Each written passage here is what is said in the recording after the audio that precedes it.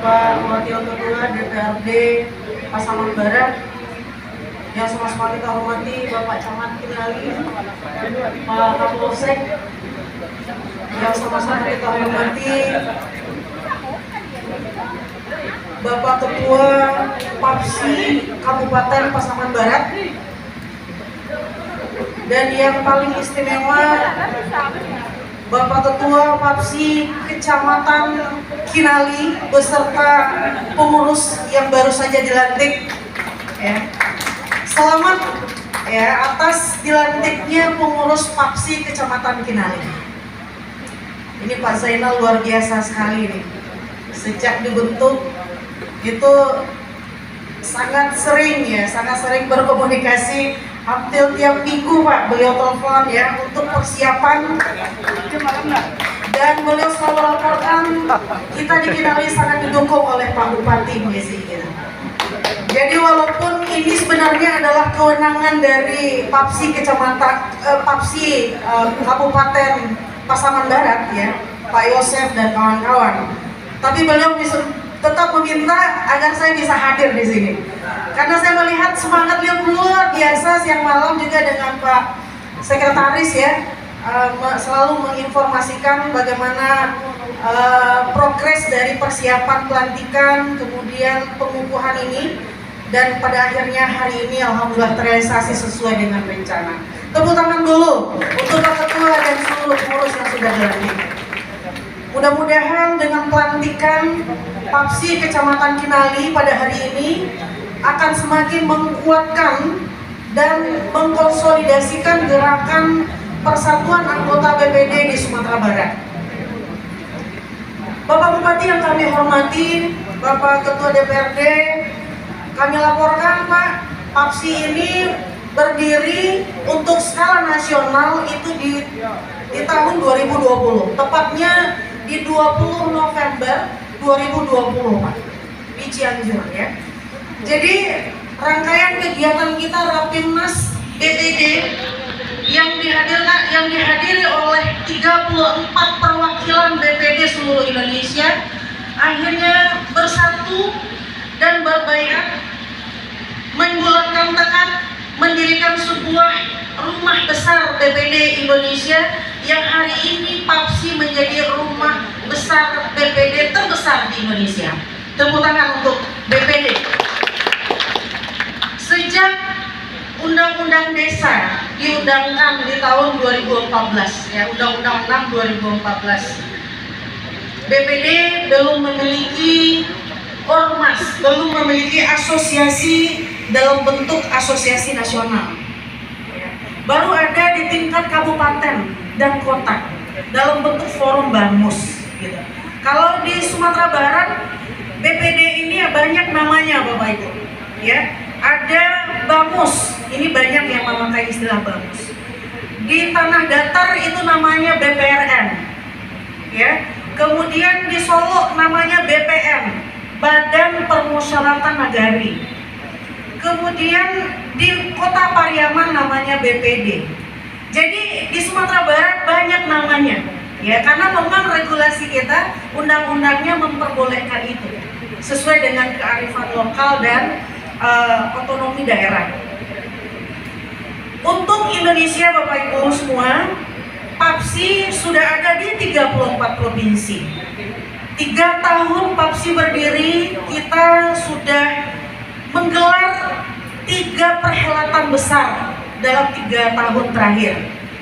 Pertama, untuk lahirnya Papsi kita sudah bisa menggelar Rapimnas dan Munas Papsi di 2020. Di 2021, tepatnya di 10 November 2021, Papsi sudah menggelar Rakernas 1 di Bandung. Itu dari Pasaman Barat diutus kemarin itu 17 orang ya, dari Pasaman Barat. Sumatera Barat kita mengutus 200 orang utusan untuk Rapimnas ya ke Bandung. Dan alhamdulillah di Rapimnas itu ditetapkanlah Sumatera Barat menjadi tuan rumah Rakornas Papsi secara nasional ya di 2022 yang lalu. Dan alhamdulillah perhelatan itu sukses dengan menghadirkan 1.300 anggota BPD dari seluruh Indonesia. Tepuk tangan untuk Sumatera Barat.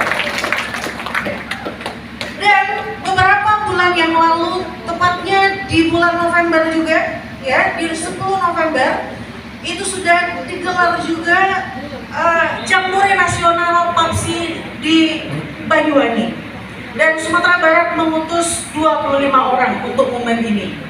Mudah-mudahan di tahun 2024 direncanakan Bapak Ibu, kita akan gelar musyawarah desa nasional pertama di Indonesia yang akan kita pusatkan di ibu kota negara.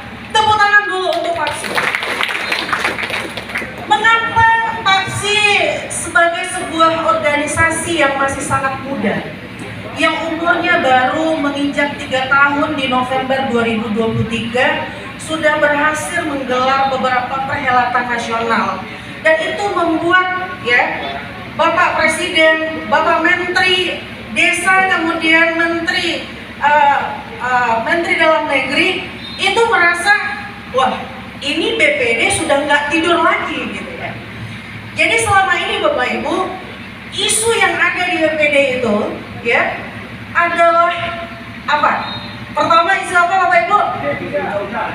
Revisi undang-undang itu yang akan kita lakukan. Revisi undang-undang itu sedang kita jalankan pada hari ini Bapak Ibu semua, ya.